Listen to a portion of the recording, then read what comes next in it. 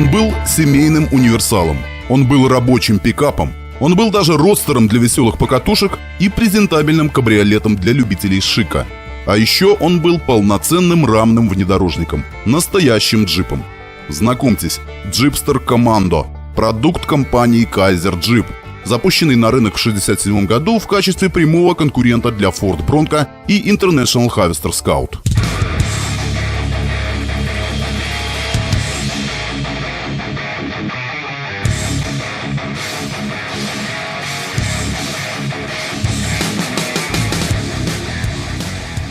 Американская компания Kaiser Jeep была образована в 1953 году, когда относительно молодая фирма Kaiser Motors из Мичигана, ранее известная под именем Kaiser Frazer, объединилась со старинной компанией Willys Overland, выпускавшей большой ассортимент разнообразной военной и гражданской техники, в том числе внедорожники Jeep CJ, которые для многих покупателей служили чем-то вроде тракторов, способных пахать, бурить скважины, таскать трейлеры и выполнять прочие виды работ.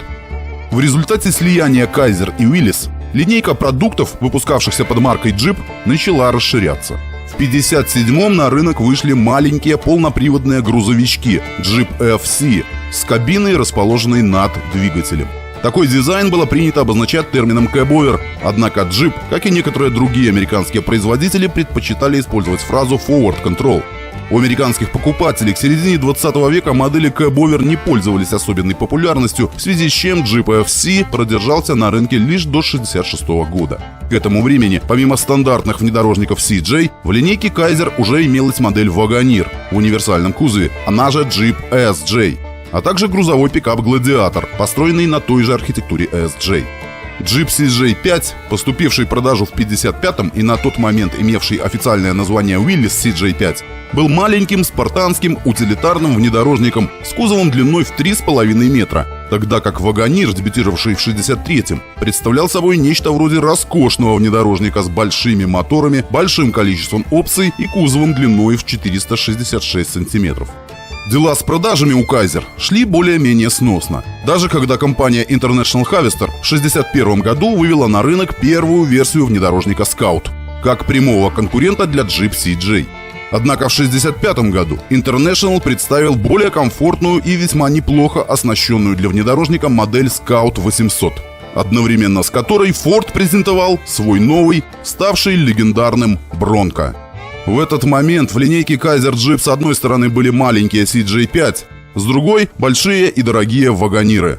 А новую нишу, открытую для покупателей моделями Scout и Bronco, закрыть оказалось абсолютно нечем. И именно эти две модели меньше чем за год буквально захватили американский рынок среднеразмерных SUV, ими же самими и созданный. Модель Jeep CJ6, также выпускавшаяся в тот период, отличалась от CJ5 лишь удлиненной на 31 см колесной базой. Но она оставалась такой же спартанской и такой же утилитарной и по сути не являлась конкурентом для Scout и Bronco. Руководство Kaiser прекрасно осознавало всю серьезность такой ситуации, и поэтому ее прямой ответ на машины от International и Ford не заставил себя долго ждать.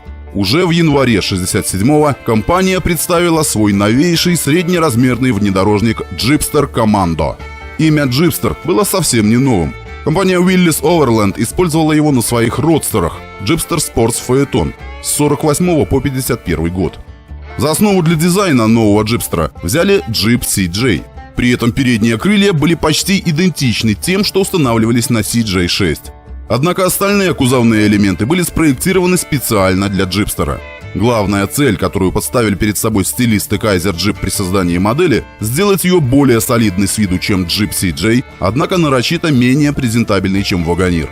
Несмотря на современный эпохи дизайн, в части общей стилистики, Jeepster Commando, по сути дела, стал преемником старинного Jeepster Sports Phaeton, хотя и отличался от него в части самой идеи, заложенной в основу. Ведь если Jeepster Phaeton был дорогой, нишевой, спортивной моделью с задним приводом, то Commando стал полноприводным семейным автомобилем, доступным широким слоям населения, со стартовой ценой в $2466 за версию в кузове Roadster. Грузовой пикап оценили чуть более 2500, универсальный кузов в 2750, а прайс-лист на топовый Jeepster кабриолет с мягкой складной крышей начинался от $3186. Кабриолет, кстати говоря, считался отдельной, самостоятельной моделью и не назывался Commando. Его официальное название звучало как Jeepster Sports Convertible. Не обладая такими же внушительными ресурсами, как конкуренты, компания Kaiser решила не сорить деньгами и создать новую модель на основе уже имевшихся в распоряжении компонентов. Шасси с колесной базой в 256 см, трансмиссии, система полного привода и мосты были позаимствованы у модели CJ6. Базовым силовым агрегатом стала старая добрая рядная четверка Hurricane, которую специалисты Велес представили еще в 1933 году.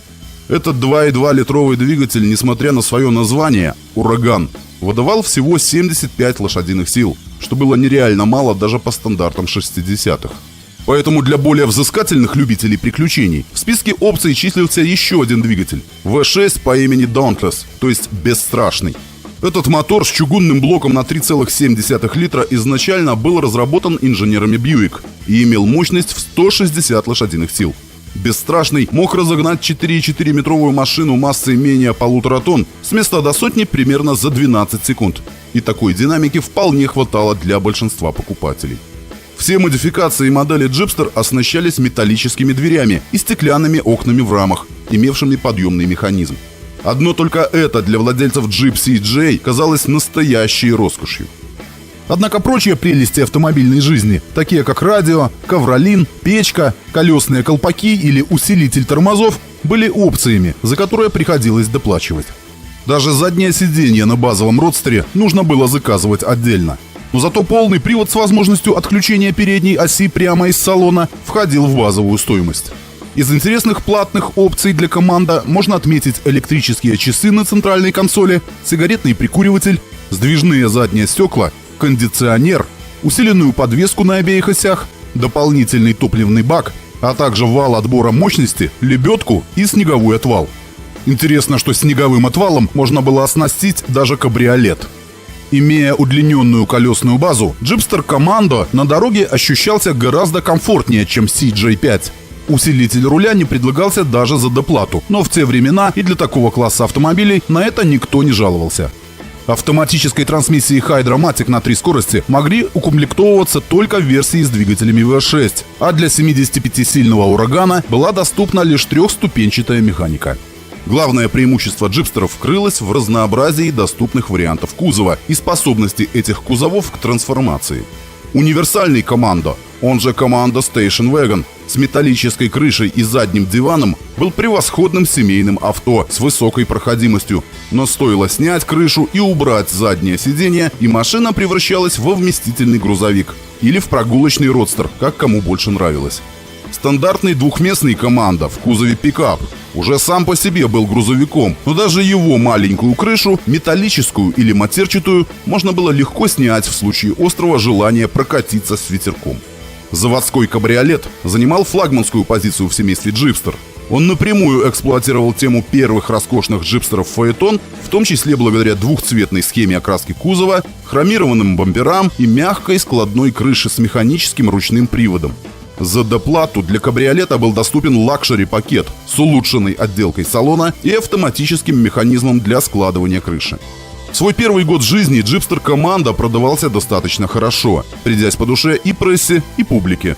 Однако, сильно потратившись на создание и продвижение первой модели 1967 года, компания Kaiser уже не могла себе позволить ее дальнейшее серьезное обновление.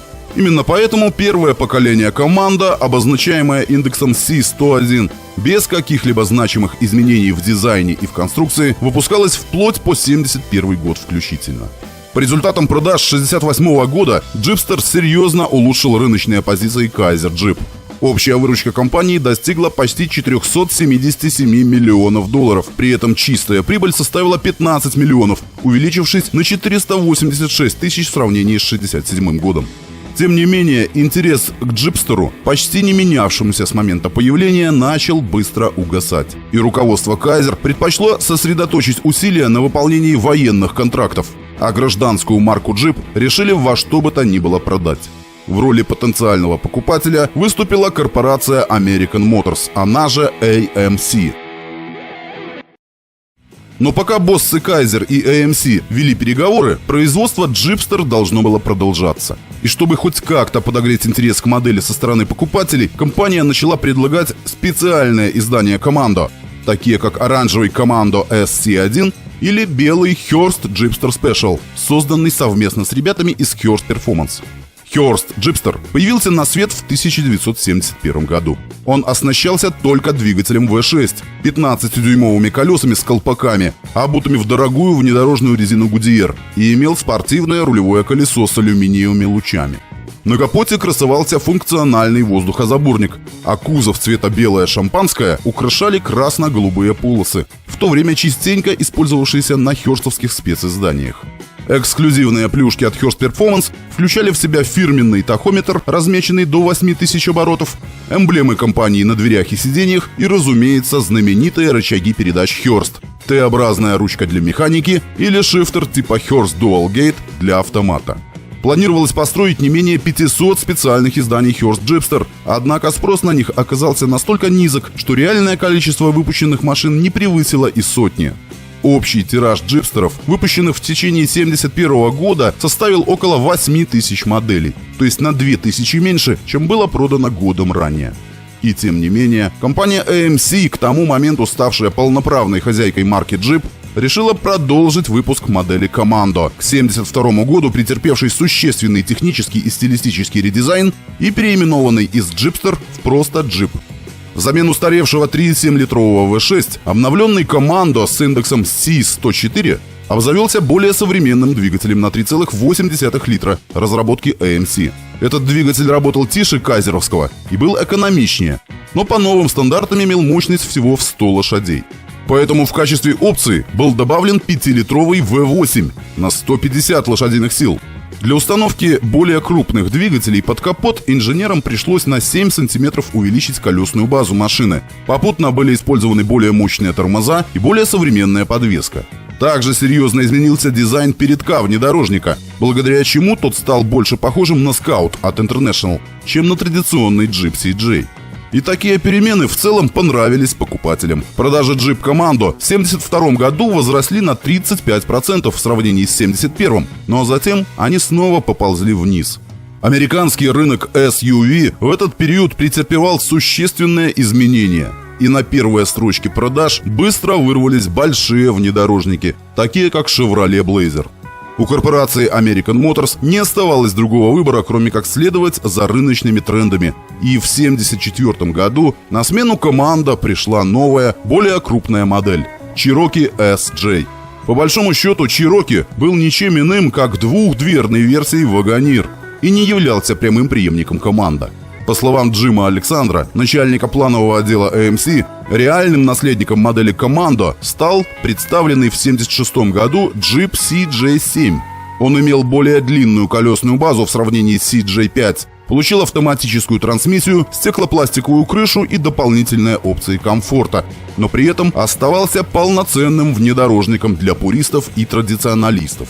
Но запустить в продажу такую модель AMC смогла именно благодаря большому Cherokee, действовавшему на массовом рынке и генерировавшему основную прибыль. Общий тираж Jeepster и Jeep Commando, выпущенных между 1967 и 1973 годами, составил 77,5 тысяч экземпляров. Это не так уж много, но и не так уж мало, учитывая сегмент, в котором действовала машина, и тот факт, что ее выпускали небольшие независимые автопроизводители.